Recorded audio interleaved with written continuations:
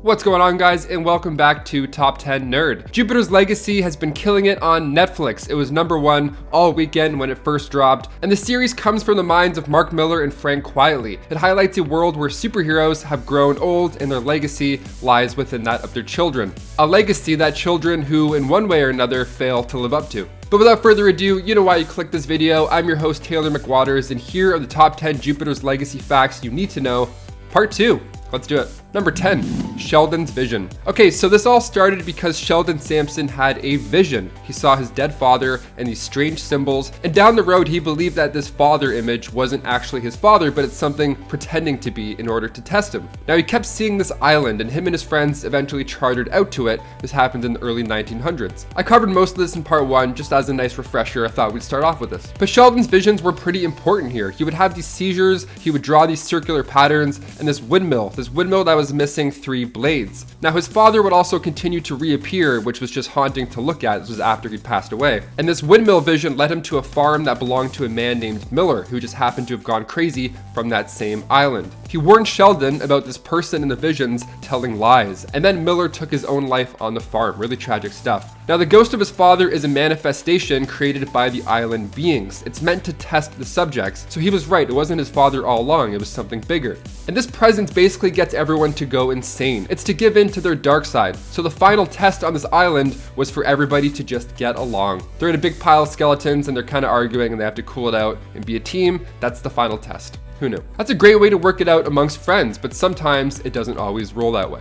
Like, for example, number 9, Walter and Sheldon's relationship. Okay, now we're getting into heavy spoiler territory here. You've been warned twice now, you've been warned. So we find out near the end of the show that Sheldon's brother Walter was the big bad villain all along, even framing George along the way. He believes that the world would be a better place if he was just in charge. His own daughter ends up getting in the way and he doesn't stop there. He thinks that she'll just be in his way the whole time, so he deals with her in a gruesome way. I'll talk about that later. So Walter's goal is to separate Sheldon and his son Brandon. So Walter can't kill Sheldon, so he needs Brandon to do it. That's the whole point. So Ben Daniels, who plays Walter, does a great job, by the way. He compares the characters to having Elvis Presley as your younger brother, who everybody just loves and just glides through life. No matter what he does, he's just showered in roses, always a good time. Where Walter, he can't even get a look in, the poor guy. While the original 6 were on the island walking across this ledge, Walter let this all out. He let it out how he really felt about his brother.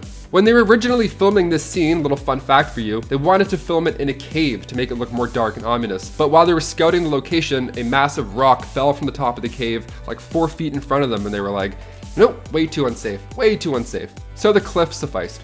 Number 8, Skyfox betrayed. George fell in love with a woman named Sunny, and things were great until the relationship ended and Sunny ended up dating Walter down the road. I mean, that sucks already, but when you have superpowers added to the mix, it just makes things worse. Jealousy can get even bigger and stronger. He always thought that Walter was using his mind control powers on her. I mean, fair, that would drive me nuts. That's the first thing I would think. So Skyfox wanted to change the world. He was different. Instead of just being these secret gods who don't intervene and they spend their days sitting in big chairs, just wearing capes looking cool, he wanted to do stuff. He wanted to get dirty. He went to the riots of LA in 1965. He stood up to the police, and then later he ended up kidnapping the vice president during the Vietnam War, who he ended up holding for ransom. So of course Skyfox was seen as this villain, but when a supervillain named Hobbs almost took the team down, who I'll talk about later on, Skyfox came to save the day. He kind of earned his way back into the team, which is great, but that barely happened. I mean, the guy was on thin ice to begin with. But that's when George was like, oh, by the way, I was actually using powers on Sunny. Cheers. So then they had this massive fight and buildings are just destroyed and it's brutal. It's just not looking good on Skyfox. Sheldon luckily came in and broke the fight up in his heroic way, but the damage had already been done. And before we continue on to number 7, guys, if you want to go ahead and give this video a thumbs up, it helps us out quite a bit, especially while we're working from home still up in Canada. Thank you so much. Now let's get right back to this list. Number 7, Hutch. Played by Ian Quinlan in the Netflix series, Hutch is the son of Skyfox, aka George Hutchins. He was born without any superpowers, which, God, that's gotta be brutal. But George felt pretty bad for him, obviously. He felt bad for him, he didn't have any powers, so he made him a power rod instead to use. Although Hutch would probably much rather want the ability to fly and do cool stuff. Like, cool rod, but can I have one power at least? Come on. He also doesn't know where his father disappeared to in the show, and he's not close to the Union at this point either. I mean, if he had powers, it would probably be a different story, but that's part of his struggle. That's what makes his character so unique. He instead uses a power rod for these little heists, and he actually gets romantically involved with Chloe.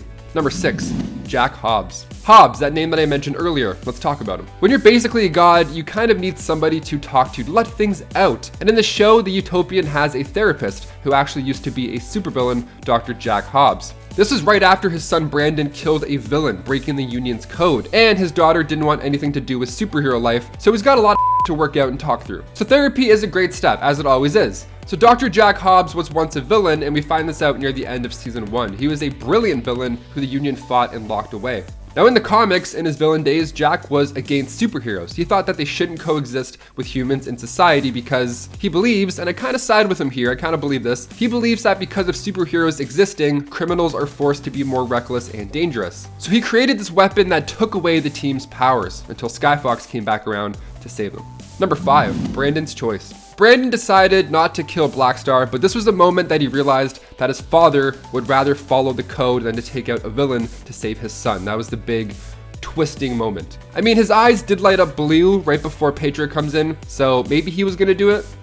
In the comics, Walter has to convince Brandon to kill Sheldon. It's a little bit different. Now, it wasn't hard because Brandon, at this point in the comics, he felt useless. He felt like his father had made him into this person that he doesn't want to be. Plus, Sheldon makes his kid feel bad a lot. Like, he doesn't really do a good job of being the whole good father thing. So when the time came around, Sheldon was actually able to do this. He was able to take out his own father. But the way it happens in the comic is like Game of Thrones. Everybody just stands in a circle and takes turns beating the Utopian. It's wild. It's like when Jon Snow died, you know? But it's wild because it's not like he kills his father, puts on his cape, and then grins. He's still unsure after this moment in the comics. Like right after he kills his dad, he immediately asks Walter what he thinks he should do. It's like, oh no. He's like, what do you want to do first? He's like, I don't know, you got any ideas? He's like, yes, I have all the ideas. I like comic Brandon a lot more than the show Brandon. The actor is great, he did a great job. But in the comic, at one point, like he tries lifting a cargo ship over a city, but he was hammered while he was doing it, so all these shipping containers are flying off. He almost killed hundreds of people. That's when his father Utopian had to come in and save the day. So there's a bit more in the comics as well. If you haven't read them, you could probably get through them all in a weekend. Number 4, Jason Hutchins. Also known in the comics as Utopian 2, heyo. So we have Jason Hutchins, and as you could probably guess by his hero name and his birth name, he is the son of Hutch and Chloe Sampson. And when Jason is born, they're hiding in Australia at this point. They're on the other side of the world. They're avoiding the same people who are responsible for the deaths of Sheldon and Grace. Spoilers. When he was really young, Jason began his crime-fighting days, but his parents soon caught on and they wanted to erase him from existence from the world in order to keep them all safe. Nobody puts baby Jason in the corner. Nobody.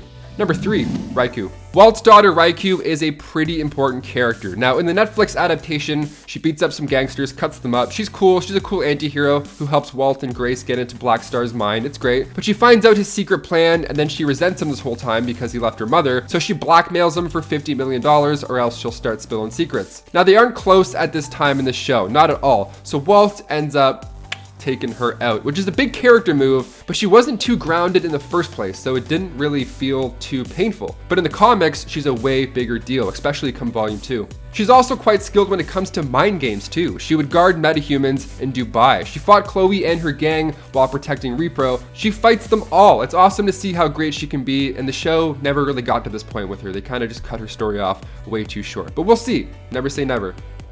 They do like flashbacks.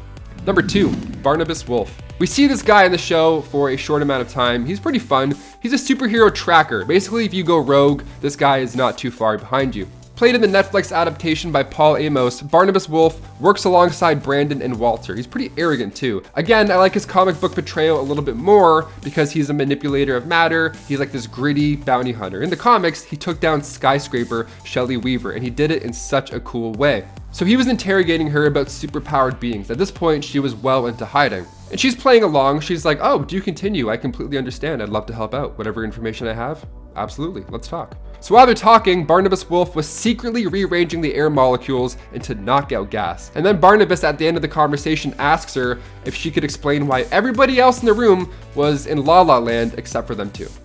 And she's like, she makes a break for it. She's gone. She doesn't want to stick around. She turns much larger. She's trying to run down the street, but then Barnabas is still able to catch her. He's pretty sick. And finally, number 1, Blackstar. He's one of the Union's biggest villains. He's a big deal in the first season, of course, where he's played by actor Tyler Mane. Super intimidating, great actor. Now, Black Star is locked up in the Supermax prison, but there's also a clone of him that gives the Union a run for their money. I'm not going to give away the whole clone stuff because that's really enjoyable the first time you watch it. He has this antimatter battery in his chest, and he's the sole reason an entire alien species no longer exists. He went for Earth, but luckily the Union was there to put an end to that. Now, he thinks he's on a beach smelling delicious food, but actually he's just getting rocked by a group of superheroes. Now, this is an important part because Sheldon doesn't even like this trick. He thinks that it's not noble enough in the way that they take down a villain. Meanwhile, Walter's like, we can do this so much easier. Why are we doing this? We can take this guy out so fast. Guys, there you have it. Those are some more facts that you need to know about Jupiter's Legacy. Have you seen it on Netflix? Do these videos make you want to watch it on Netflix? Have you read it? Let us know all your comments, thoughts, and concerns down in the comments below. You guys have been amazing. Thank you so much for tuning in. I've been your host, Taylor McWatters, and we'll see you next time on Top 10 Nerd. See ya.